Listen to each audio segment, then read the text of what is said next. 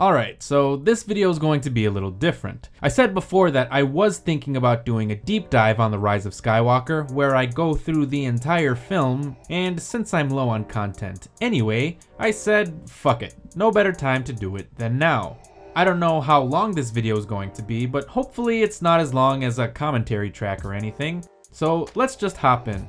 The dead speak. Man, was I taken so far back when I first read those words. I had been hearing mixed responses about the Rise of Skywalker leading up to opening night, but I retained my sense of optimism anyway. I'm a big fan of J.J. Abrams, and I love Star Trek Into Darkness, even though most Star Trek fans seem to hate that film, but it wasn't until I read those 3 words that I started to feel a little nervous. Thankfully, dead people don't actually speak in the movie, it's just a pulpy message that smacks people right in the face, readying them for the experience they're about to have. I really enjoyed seeing Mustafar, especially since it has changed so dramatically since Revenge of the Sith. I just wish we got to see a shot of Vader's castle from Rogue One here. It would make sense that if Vader did have one of the only 2 Sith Wayfinders in existence, it would be there. But I guess it really doesn't matter since we don't spend much time at this location anyway. Which really makes me wonder if this place was supposed to be Mustafar in the first place, or if it was retroactively made to be Mustafar later on. I love everything about this scene. The atmosphere, the mood, the blue color palette. It's so overly stylized and fun. I guess the easiest way JJ knew how to get the audience to accept Palpatine's return was to just rip that band-aid right off and throw him into the opening scene. I wonder if it would have been better to ease Palpatine into the story, but I don't know. Have the same scene, but place it somewhere in the middle of the movie for dramatic effect, like the reveal of Jaws or something. Maybe it could have been cool, or maybe the looming presence of Palpatine would have overshadowed the entire narrative. Like I said, I don't know. But we have Ian McDiarmid returning and he is fantastic. I loved it when he said the dark side of the Force is a pathway to many abilities some consider to be unnatural. When The Force Awakens came out, it was clear that Disney and Lucasfilm were trying to steer clear of any prequel references. So it is nice to see that we're starting to get prequel references sprinkled in every here and there. But more so than just tug on my nostalgia, I like learning that Palpatine was manipulating Kylo Ren the entire time. I think that makes sense. I wish we actually got to see that concept explored though. Ben Solo is a tortured soul, and since this movie is about his redemption, I think it would have been beneficial for him to confront the real person who has been inside his head for so long. And I'm not sure how I feel about Snoke. I actually like the visual, I think it's neat to see him in a vat like that, but I think the moment adds way more questions than answers. Like, did Palpatine physically create Snoke, or is he a clone of someone random? And if so, who was the original Snoke? Is Snoke a Palpatine clone? How is the clone Force sensitive, and how is he so powerful? Did Snoke have his own sense of sentience? Could he do whatever he wanted, or was he a Palpatine puppet? Did Palpatine literally control Snoke, or did he just give Snoke orders and tell him what to do? How did Snoke become the leader of the First Order anyway? I guess this is what fans get for spending years speculating over who Snoke really was. The Last Jedi told us that he wasn't important to the overall story being told, and Rise of Skywalker really doubled down on that sentiment. Moving on, I'm not a big fan of this scene. It just moves too fast, especially coming right after the previous scene, where the audience had a slew of information just thrown at them. None of that information gets the time to be properly taken in. Then we see Claude. Why is Claude in this scene? Why is he even in this movie? Digitally erase him and the film is no different. How is he even a mechanic if he doesn't have hands? I don't understand, and thinking about him is driving me insane. Okay, so the point of this scene is to establish that there is a spy in the First Order, someone who is willing to tell the Resistance that Palpatine has returned. I like that concept, I just wish it was in a slower paced scene. That being said, I like the design of Boolio, and I like hearing Mark Hamill's voice. I also like seeing R2-D2 finally be used in these movies. I have no idea why he was so underutilized in this trilogy in the first place. I also like the concept of lightspeed skipping. Even though the chase scene feels unnecessary at the start of the film, at least it is visually different. My favorite location that the crew skips to is the mirror spires of Ivexia, because everything is mirrored for some reason and no one cares to explain why. It's just a casual thing that exists. Now we move on to the third and final start of the film. It just feels very jarring, cutting between 3 different storylines at the beginning of a movie. I wish there was a way they could have made these transitions smoother. Return of the Jedi had all of the main characters in one location. Maybe Rise of Skywalker could have had a cold open with one action sequence involving all the characters, and then they branch off to meet Bulio or meditate. Maybe a scene involving the main character stealing a Star Destroyer. Anyway, I do very much enjoy seeing Rey meditate Dr. Manhattan style, but this scene also descends into becoming another action sequence for no reason. It's a scene about meditating. Why isn't this the scene where the audience got to take a break from all the action? The point of this scene is that Rey is trying to actively communicate with the Jedi who have long passed.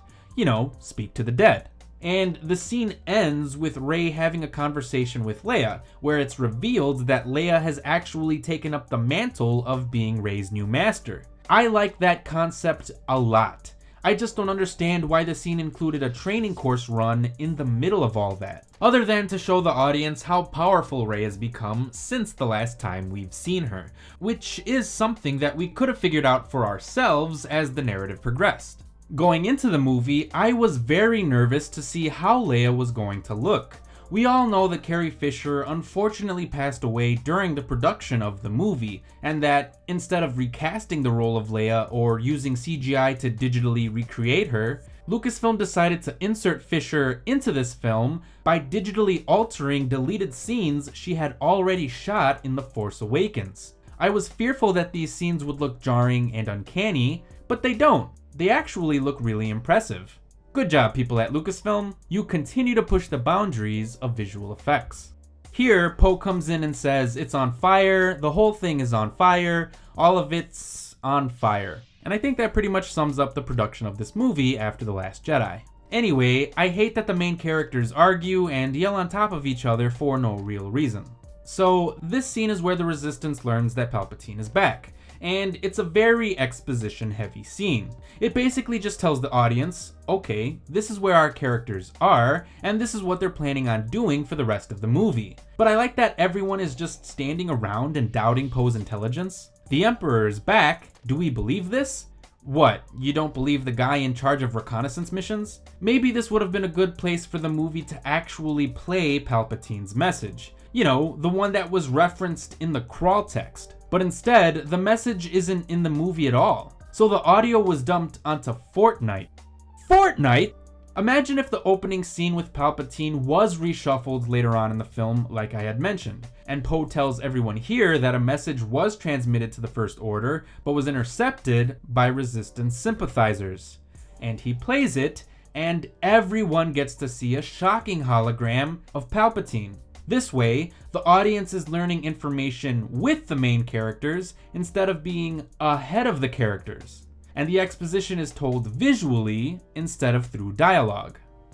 I like how Dominic Monaghan says cloning was only a dark secret that the Sith knew, when we all know that there is an entire race of species who clone for a living. The Kaminoans, remember them? They're cloners, and damn good ones too. I know that the Empire shut down Kamino's cloning operations, but my point is, cloning clearly wasn't as secretive as Dominic Monaghan is implying. Or even if the Kaminoans did keep their technology a secret, it's not like they were bound by the Sith. They were in cahoots with the Sith, but none of them were actually Sith. Just semantics, I guess. This is the scene where Finn asks Rose, "Hey, do you want to be a part of this movie?" And Rose says, "No, that's okay, Finn. I have more important things to do off-screen." Probably the first instance of Rise of Skywalker trying to appease angry fanboys. Or, no, that would actually be including Admiral Akbar's son, since Akbar died unceremoniously in The Last Jedi. I like the puppet though. I also think it's interesting that Maz Kanata was turned into a puppet for this movie. It's a good looking puppet, but I feel like her movements are far more restricted compared to how we were used to seeing her move around in The Force Awakens and The Last Jedi. It feels like the reverse problem of including a puppet Yoda in The Phantom Menace, only to then use a CGI Yoda for Attack of the Clones and Revenge of the Sith. I feel like I've been bashing on this movie a lot, so here's a positive. I like that the entire gang is going on this journey together. It keeps the narrative focused for a while. When Rey tells Finn she has to go alone, and he responds by saying, "Yeah, alone with friends," I was genuinely touched. It's a nice line. I don't know why it took Kylo an entire year to rebuild his helmet. What, was he just keeping the scraps around for sentimental value? Was he planning on reforging his helmet, but he just didn't have the time? Someone didn't just sweep up the scraps and accidentally throw them out? Whatever. I like the look and Japanese-inspired kintsugi style of the helmet. I just have mixed feelings about the helmet's return in the first place. It feels like another backtrack from The Last Jedi. The point of this scene is also to dump more exposition at us. We learn that the First Order needs the Sith fleet in order to maintain control of the galaxy. But my issue is, how the hell did Palpatine conjure up 10,000 times the amount of ships that the First Order had in the first place? And why is the First Order struggling to maintain control of the galaxy anyway? It's not like there's an alternative form of government for the galaxy to turn to. The Resistance is all that is left of the New Republic. In The Last Jedi, that was like only 12 people. But in The Rise of Skywalker, there's a lot more, I guess. Anyway, yeah, I feel like the wrong exposition was being dumped here. We should have learned more about Exegol and the Sith cultists here. Why they love the Sith so much, and how they indoctrinate their children into loving the Sith, and how the galaxy has never heard of these cultists here. Pasana's a pretty cool location. I like the design of the alien creatures, and the dance choreography is fun. I also enjoy how the entire dance party is a metaphor for celebrating the history of the original Star Wars in the first place. Plus, C-3PO really gets a chance to shine here. I don't know why he was needed to go on this mission. He's only programmed for etiquette and protocol, right? But whatever, he's here and he has the funniest lines in the entire movie. However, I thought it was really lame that this random kid felt the need to know Rey's last name. It felt like backtracking on Rey's lineage and like a pretty obvious setup for the Rey Palpatine reveal. I like that Rey and Kylo can grab things through the Force, but I thought their Force connection was severed in The Last Jedi. When Rey closes the door to the Falcon on Kylo, she's also metaphorically shutting the door on their connection. And I thought Snoke was the one who connected their minds in the first place. But I guess that was just retcon to become a dyad in the Force. Whatever the hell that really means. I love seeing Billy D. Williams return as Lando. He's still as cool and as suave as he has ever been. Though I don't particularly dislike anything about Lando's role in The Rise of Skywalker, I think he had a more interesting arc in Colin Trevorrow's draft of Duel of the Fates. Now, I know I said I prefer the movie we got with The Rise of Skywalker over Duel of the Fates, but I think the unproduced script still has some unique concepts. One of which was the idea that when the Resistance comes to Lando for help, he turns them down. He says something to the effect of, "We won a war already, and look what happened." I think that would have been an interesting perspective to have. A lot of characters in the sequel trilogy are old. They've fought in 2 galactic civil wars. Why shouldn't some of them want to enjoy retirement? But eventually, Lando comes around and decides to help out during the final battle. It would be reminiscent to Han's arc in A New Hope. You know, it's like poetry. It rhymes. And I think that moment when all the ships arrive on Exegol would have packed a more powerful punch if Lando had a similar arc in The Rise of Skywalker. I don't know why Finn gives Poe such a hard time with having a shady past, when he used to be a stormtrooper. Star Wars is all about becoming something new in spite of your past, so continually coming back to the Poe's history storyline felt unnecessary to me.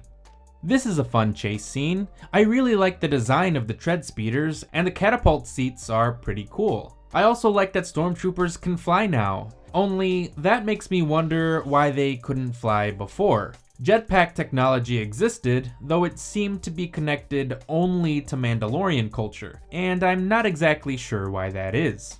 When I first saw this scene, I of course thought Finn was going to tell Rey that he loves her, but when the movie had finished, I thought it was pretty clear that he was going to tell her that he's Force sensitive. Apparently, people debate over what he really wanted to say in this scene, and I guess we'll never know since that storyline was just randomly dropped. Also, I hate the fact that Finn is Force sensitive. Not that he couldn't be, but I just think that reveal adds nothing to the story being told. Finn's character was so poorly handled in these movies. Now this is one of my favorite moments in the entire sequel trilogy. To me, it really showcases what being a Jedi is all about. Thinking of a helpful, more positive way to get out of a situation instead of just violently going forward with guns blazing. I think that's a nice message to have in the movie, and I don't actually mind the addition of Force healing. I just wish it was explained that it was a hard ability to attain or something, or that Rey specifically was good with this particular power. That way, there wouldn't be so many questions as to why didn't any of the Jedi ever do this before. I don't know what Kylo is trying to accomplish here by flying so close to the ground and not just shooting the crew from up above. They seem pretty vulnerable and he definitely had the advantage. I audibly gasped in the theater when Rey caught that transport, and when she shot lightning out of her hands. It did feel a little video game-ish, but it did make for a cool looking shot. I always wanted to see a similar looking scene in a Star Wars movie, and now I have it. I never believed that Chewie died, so his fake-out death was lost on me.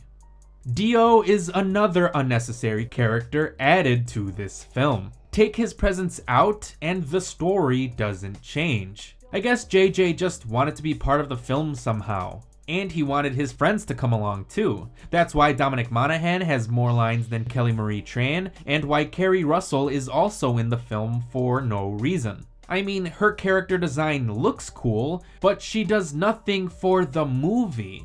I can only assume these characters were made to sell toys, and so that JJ could give his friends a nice paycheck. But hey, there's Babu Frick, the best new character in the film. I like that 3PO has an emotional moment. It feels nice, but it also feels undercut by the fact that his memory loss is only temporary. I don't know why this film is so obsessed with fake-out deaths. Is it just me, or is the score here reminiscent to Attack of the Clones? I initially thought we were going to hear more prequel music in the soundtrack since Duel of the Fates was teased in the TV spots, but Duel of the Fates is never included in the score, so that was a little disappointing.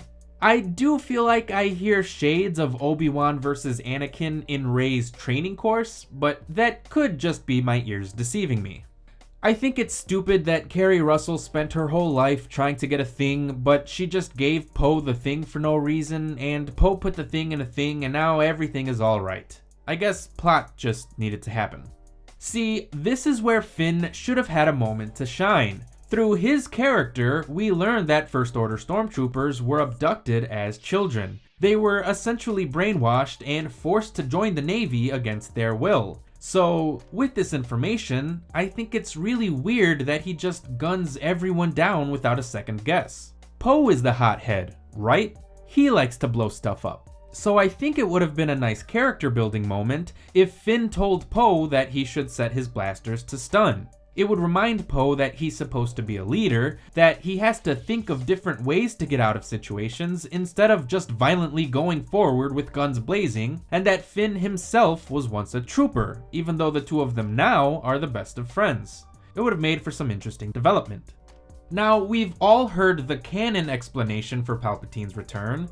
He's a clone, or at least he's a decaying clone body with the true spirit of the Emperor inside of him. But we also learned that Rey's father, shown here, was also a Palpatine clone.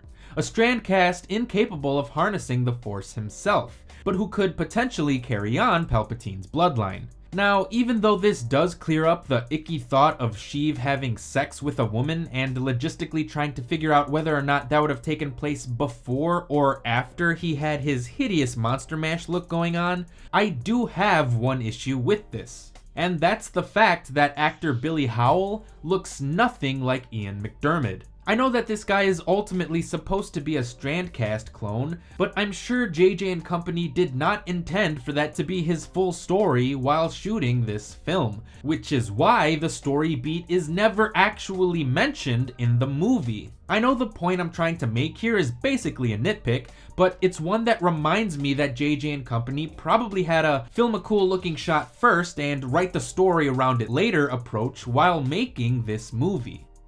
I like that Hux turned out to be the spy. I just wish more time was spent on his characterization. He's not a spy because he wants to be a good guy, he just really hates Kylo Ren, and I think that was made clear enough in the last two movies. I just wish we understood more clearly what Hux's ultimate endgame was. And I don't think it would have been bad to see Kylo and Hux butting heads again. Maybe they could have argued over how Kylo seems to have no interest ruling the galaxy, even though he's the supreme leader of space. That could have been a neat way to inform the audience about the state of the galaxy, which has never really been clear in these sequel films. Plus, more of Domhnall Gleeson is never a bad thing.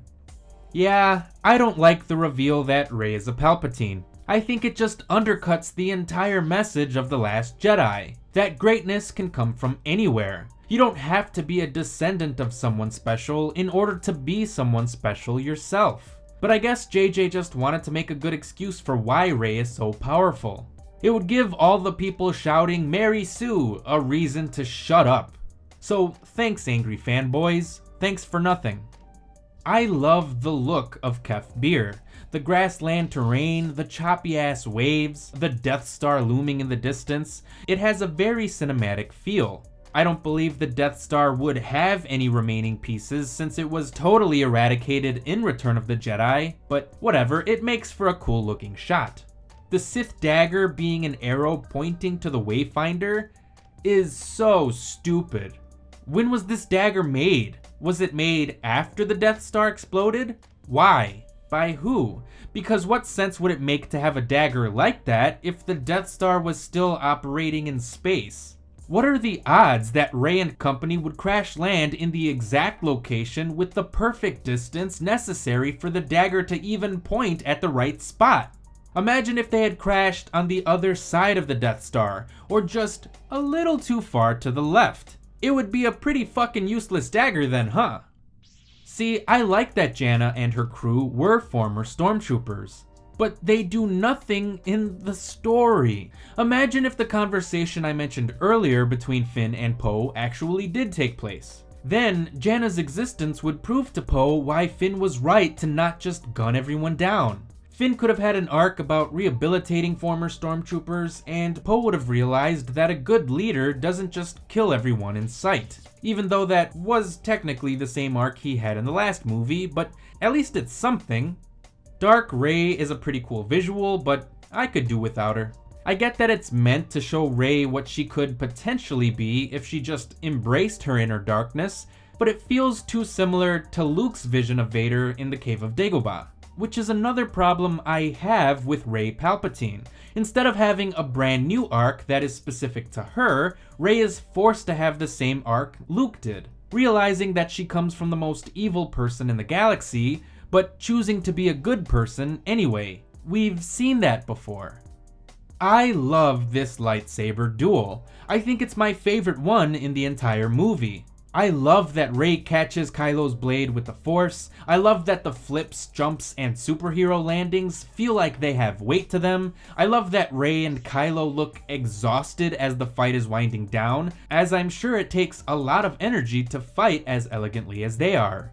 More importantly, I love that Finn has a reaction to the fight. See, there were plenty of flips and shit in the prequel movies, but no one ever reacted to them, so they don't feel grand or special or out of the ordinary. Reaction shots, they're very important.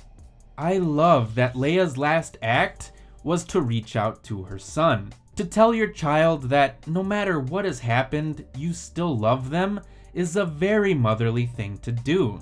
See, Kylo may have had some strong daddy issues, but he very clearly loved his mom. If he only would have talked to her instead of believing that he was too far gone into the dark side, maybe he could have been pulled into the light a long time ago. But that's the tragedy of Ben Solo. I love that he takes a beat to mourn his mother. I love that Rey regrets stabbing him and chooses to heal him after the fighting had stopped. And above everything else, I love Chewbacca's reaction to Leia's passing. That Wookiee has been through a lot. He's lost just about every friend we've ever seen him have. So to watch him fall to his knees and shout so emotionally, I'm not gonna lie, it got me choked up the first few times I saw it. I could really feel his pain. The scene was very well done, and it's followed up with what is probably the best scene in the entire movie, Ben getting to talk to the memory of his dad. What a great cameo appearance by Harrison Ford, and a delightfully clever one since Han is incapable of being a Force ghost. And it's a powerful moment for Ben, replaying the last words that his father ever said. It's clear that Ben struggled to do the right thing in Force Awakens, and that he probably regrets that moment immensely. Say what you will about The Last Jedi, but Luke was right. Ben's father has always been with him, and it's nice to see that Ben even struggles to tell his dad how he really feels about him. So Han, in the most Han way possible, reassures his son. I didn't think I would be able to forgive Kylo for killing Han, so it was clever to get the audience on board with the idea by having Han himself forgive his son. So Ben realizes that even though he has done some pretty terrible things, it's not too late for him to fight for what his mother and father stood for, and comes back to the light. It's a great scene, and it looks visually outstanding. Whether or not Kylo earned his redemption is debatable, but Adam Driver knocks the hell out of this performance. He really sells the conflict in his character. And I know I haven't really talked about the acting here, but that's mainly because everyone is fine and charming. But Adam Driver is clearly the best actor in this new trilogy, giving his character a refreshing amount of depth. What exactly was Palpatine's plan in the first place? He told Kylo Ren that he wanted Rey dead. So what if Kylo actually did end up killing Rey? Then how would his spirit flow into his granddaughter? Would he try to force his spirit into Kylo Ren? Or was he seriously going to let Kylo rule over the final order with no strings attached? I don't get it. Now, I actually don't mind that the Star Destroyers in the Sith fleet have planet-killing technology. It looks cool, and it does feel like a natural progression of Death Star technology without just being another, even bigger Death Star. However, I don't know how I feel about the way Kijimi blows up. You can tell that it's a practical effect, and so it just looks odd. It stands out when compared to how we saw Hosnian Prime get destroyed in The Force Awakens. I was also pretty underwhelmed with this scene. I understand what JJ was going for, but something about the execution feels lackluster. I get it, Rey gives up hope, but Luke intervenes to guide her back into the light. The true guidance of a Jedi Master. And just to prove his point, he finally lifts up his X-Wing with the Force, which is a nice callback to The Empire Strikes Back. But something about the music, the dialogue, and Mark Hamill's performance feels flat. It comes across as cheesy when it should be a moment of triumph. But I do like the fact that we get to see a young Leia doing some Jedi training. The shot looks cool, the effect is really well done, and it's a nice touch to know that Leia was portrayed by Carrie Fisher's daughter, Billie Lourd, in this scene. Even though I think 3PO getting his memory back takes away from the sacrifice of having his memory wiped in the first place, I love the hard cut between him objecting to the operation and R2 just putting his memories back together. It makes me wonder if R2 started keeping tabs on 3PO's memory ever since his memory wipe in Revenge of the Sith. That would be a very nice friendly gesture on R2's behalf. I really don't care for Finn's explanation of the Holdo maneuver being a 1 in a million shot. Because no, it's not. Just point a spacecraft at another spacecraft, jump into hyperspace, and both ships will blow up. It's not that hard to understand. But I know that the line of dialogue was only included to get angry fanboys to shut up about The Last Jedi. However, I wish Finn had said something to the effect of, "The maneuver is suicide and we can't afford to lose many lives on this mission." I think that would have been a more accurate statement, and it would efficiently explain to the audience why we don't see that maneuver done more often. Look at that fleet. If one planet could make that many ships, why didn't more planets volunteer to contribute to the army of the Galactic Republic? I'm just so confused as to how militaries work here. Why would Palpatine enact Operation Cinder and start destroying his own empire after his death when he could have just told the remaining officers to regroup and meet him in the unknown regions to make an even larger fleet? I don't know, man. Now, I really do enjoy this dogfight, but I think it's incredibly silly that the Star Destroyers need some signal to help guide them off of the planet's surface. Just point in any direction opposite of the planet and start flying. You'll get to space. And as much as I do enjoy seeing Finn and Janna riding on horseback, charging a cavalry against the Final Order, symbolically representing the theme of nature overpowering technology, which was important to George Lucas in Return of the Jedi, it is also pretty silly. If the Star Destroyer they were on just tilted its axis by 45 degrees, they would all just fall to their death. So why did there need to be a ground team in the first place? Couldn't the air team just blow up the tower that was transmitting the signal from above? I don't know. Other than that, I like mostly everything about this final battle. I just really like the tone of the fight, along with the mood and the atmosphere created by Exegol in general. As I said before, the planet has a fun, overly stylized aesthetic. Palpatine even looks as though he was ripped right out of an anime. I like it. I even like the gag of Ben saying, "Ow." Now, I know some people take issue with Ben's last words in the film being "ow," but come on, that's not really true. Ow isn't a line of dialogue, it's just funny. Ben's real last words were in the scene with him and his father. I know what I have to do, but I don't know if I have the strength to do it. Dad, I love you. And I think that's a perfectly adequate note for Ben Solo's story to end on. I did think that this fight, however, was underwhelming. It's starkly lit, I have a hard time trying to understand who is where, and the choreography just wasn't as elegant as the Praetorian Guard fight in The Last Jedi. Plus, the Knights of Ren, who have been hyped up for some reason, just go out like chumps. But I thought the stand together, die together moment was incredibly satisfying. And I really like this shot. It feels a little like overkill, but I like the message that it sends. This isn't a grand army, it's just people. It feels reminiscent to the Battle of Dunkirk. Though again, why was it so hard to get people to join the army of the Galactic Republic? I don't know. In canon, this scene is supposed to represent the galaxy taking a more active role in their government, instead of just letting bureaucrats, imperialists, and imperial loyalists take over. But I wish that was explained in the actual movie, since again, the political state of the galaxy is never properly developed. And I wish someone in this fleet would have mentioned Luke Skywalker. The Last Jedi implies that Luke's final act of standing up to the First Order on his own inspired people across the galaxy. But we never see that. Lando had to rally everyone together. I just wish there was some consistency here. Also, the music feels a little out of place. This is the first time we've ever heard the actual Star Wars theme inside of the movie itself, and not just part of the end credits. It feels a little weird. I understand JJ is trying to make the moment feel grand, since the entirety of the Star Wars saga is supposed to have led to this moment, but I don't know if it feels right.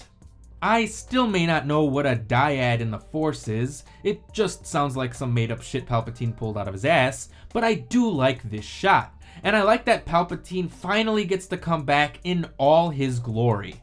Ian McDiarmid just chews up the scenery. I know I'm in the minority with this opinion, but I honestly wish we got to see more Palpatine in this film, so that his goals and aspirations could have been properly developed, and so that we could have seen him do more villainy stuff, instead of just shooting lightning into the sky, which I do think is awesome and delightfully over the top. And so, the dead do actually speak in this film, I guess, But I don't really care for this moment. It feels very fan servicey. I really dig the last half an hour or so of this movie, but this moment feels very cheesy to me. So all Jedi get to live on after death, I guess? If they can't manifest themselves as Force ghosts, they can still speak somehow. I don't know, just be a good boy or girl and you get to go to Force Heaven, I guess. But why was it so important that they speak to Rey? If all she needed was a pep talk, then was it really necessary for all of them to contact her? I don't know. How and why any of this actually happened will probably never be fully explained. And Palpatine is already gone. He came back, he shot some lightning, and then what? Got his face melted off Raiders of the Lost Ark style. And while I do like the Indiana Jones feel, I can't help but feel underwhelmed by the fact that my favorite over-the-top character is just gone so quickly. All because Rey just held up 2 lightsabers. I've said this before, but I think this entire movie should have been focused on Ben Solo's arc, and his character journey could have reached a satisfying conclusion if he had been the one to kill Palps. Yeah, I hate this. I honestly thought we were gonna see them ping pong back and forth between giving each other their life force, and that very concept is just yuck. Anakin became Darth Vader just so he could figure out how to save people from dying. And Kylo Ren learned how to force heal from the dead in no time. What the hell? I'm sure Anakin would have given up his own life if it meant that Padme could be spared. And I don't mind the Reylo kiss, but their romance felt very unearned. And when and where did Ben learn how to become one with the Force? Was it when he was still evil, or was it in the few seconds that he became a good guy again? And how could he do it without any training? Because we've been told that this is an incredibly hard Force ability to learn, and that only benevolent Force users can do it. Yet Kylo just disappears into the Force just like Obi-Wan, Yoda, Anakin, and Luke, because fuck it. If this was such an easy power to attain, then why were the Sith so obsessed with achieving eternal life in the first place? And I know redeeming Ben Solo was the easy arc to take with his character, but killing him off after his redemption also felt incredibly cheap. It's just recycled material from Vader's redemption and subsequent death. I thought it would have been far more interesting to see, if Ben was going to be redeemed, Solo have to deal with the consequences of his previous evil deeds. Going on trial and ending up in space prison or something. I thought it would be neat to see a character who had come back to the light have to deal with negative consequences. Maybe this could have sparked anger, regret, guilt, or any number of emotions in his character as he's forced to know that everyone else around him gets to celebrate while he doesn't. It could open up endless possibilities for his character's future. But I guess that would be too much of a bummer ending for this trilogy, and people would start wondering why Kylo would be sent to prison instead of being executed for war crimes, and we can't open up that can of worms, so he just dies and escapes his consequences instead. I mean, he could have lived his life constantly on the run from the New Republic, wanting to be with Rey when he knows he can't. Wouldn't that be infinitely better than just dying off? Whatever. Now I love all of the falling action here. I even enjoy seeing Cloud City and Endor again. I just wish those Star Destroyers were properly explained. I don't know if they were First Order or Final Order, and I don't know who ended up destroying them. But it's a happy moment, the galaxy is celebrating again, and it does feel nice. The only thing that feels out of place is Chewie getting a medal. That medal is 42 years late there, Maz. And what is Maz's place in the story anyway? She does nothing for the entire trilogy. She just took that medal from Leia's cold body and gave it to Chewie. What right did she have to do that? I understand if it was meant to be a kind gesture. This belonged to Leia, so it should now belong to you. But why couldn't she do that earlier when Leia actually passed and Chewie was clearly grieving? The scene just plays out like a very fan-servicey moment. We're sorry Chewie never got his medal, so now all you nerds can be happy that he finally got one.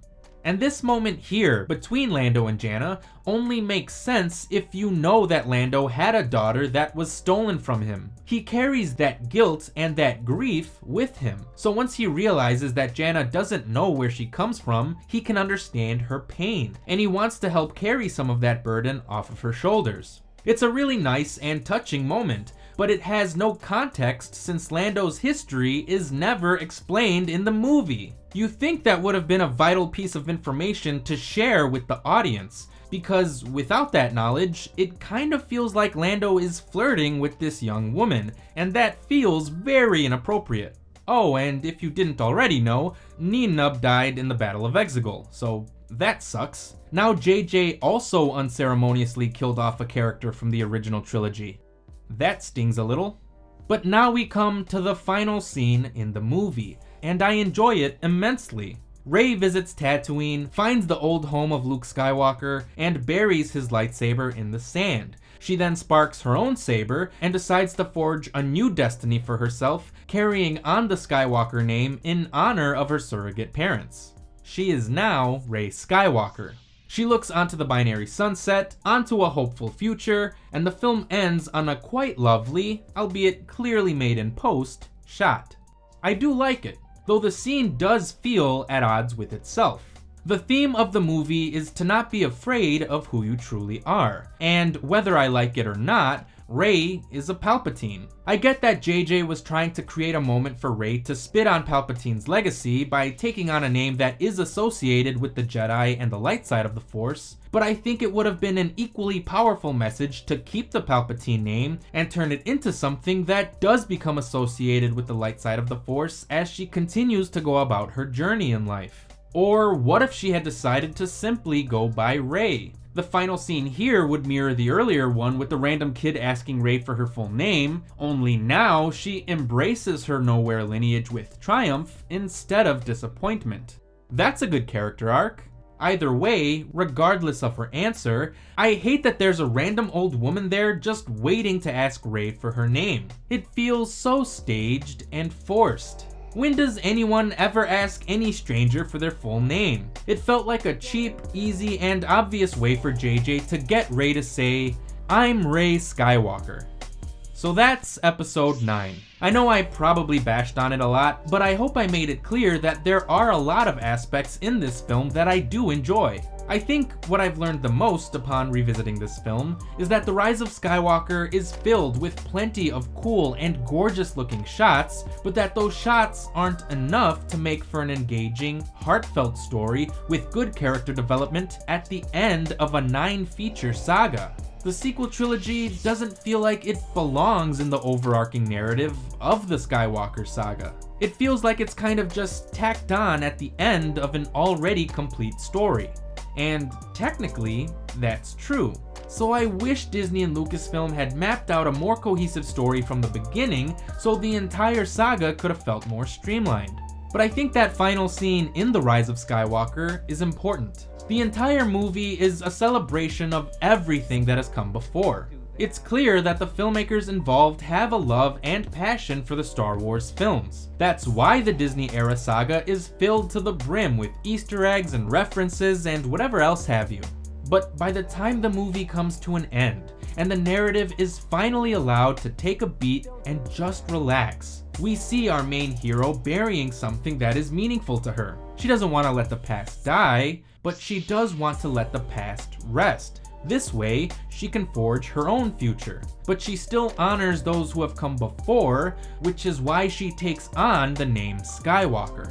And as we see her walk into the sunset, we too can look forward to a new future, filled with new stories and new characters. And that's exactly what the future of Star Wars needs. So hopefully this video didn't end up being too long. If I'm happy with the final product, I may just end up going through the entire Star Wars saga in a similar fashion. So for those of you who stuck around until the end, thanks for watching.